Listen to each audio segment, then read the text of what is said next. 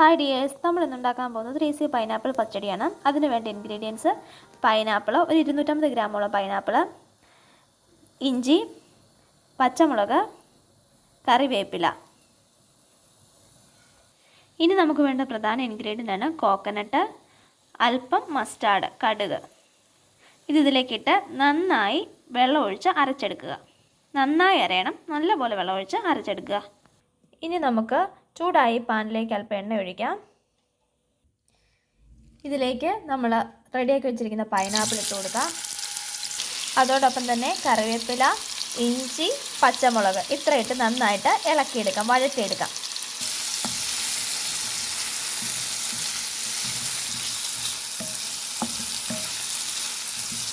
മഞ്ഞ കളർ ആവശ്യമുള്ളവർക്ക് അല്പം മഞ്ഞൾപ്പൊടി ഇട്ട് എടുക്കാം. ആവശ്യമുണ്ടെങ്കിൽ മാത്രം, ഓപ്ഷണലാണ്.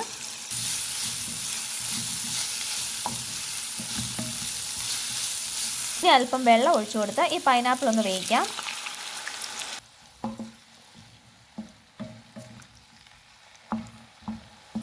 ഒരല്പം ഉപ്പൂടെ ഇട്ട് കൊടുക്കാം. അങ്ങനെ നമ്മുടെ പൈനാപ്പിൾ വേവിച്ചത് റെഡി ആയിട്ടുണ്ട്.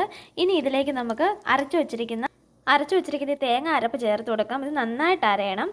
അതുപോലെ അരപ്പ് ചേർത്തതിന് ശേഷം ഒരുപാട് നേരം ചൂടാക്കാനും പാടില്ല.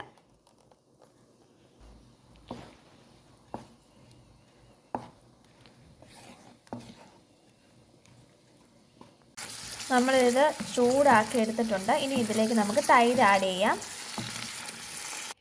നമ്മളിതിലേക്ക് ഒരു 200 ഗ്രാമോളം തൈര് കൂടി ചെയ്ത് കൊടുത്തിട്ടുണ്ട്. ഇനി ഇത് നന്നായിട്ടൊന്ന് ഇളക്കി യോജിപ്പിക്കുക. ചൂടാക്കരുത്, ചൂടായി കഴിഞ്ഞാൽ തൈര് പിരിഞ്ഞു പോകും. അപ്പോൾ അതുകൊണ്ട് നന്നായിട്ടൊന്ന് ഇളക്കി യോജിപ്പിക്കുക.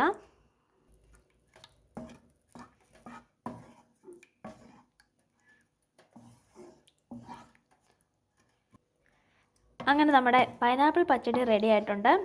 ഇനി ഇതിൻ്റെ ഫൈനലായിട്ട് നമുക്കിതിന് താളിപ്പ് ചേർക്കാം. അതിന് വേണ്ടത് ചെറിയ ഉള്ളിയും ഉണക്കമുളകുമാണ്.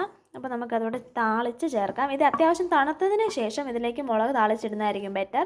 ഇല്ലെങ്കിൽ ചൂടോട് കൂടി ഇട്ട് കഴിയുമ്പോഴത്തേക്കും അത് തൈര് ചിലപ്പോൾ പിരിഞ്ഞു പോകാനായിട്ട് സാധ്യത കൂടുതലാണ്. അപ്പോൾ അതുകൊണ്ട് നമ്മൾ അതൊന്ന് ശ്രദ്ധിക്കുക.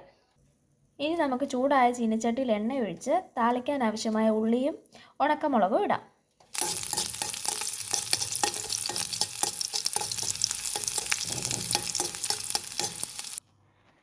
അങ്ങനെ നമ്മുടെ പൈനാപ്പിൾ പച്ചടി റെഡി ആയിട്ടുണ്ട്.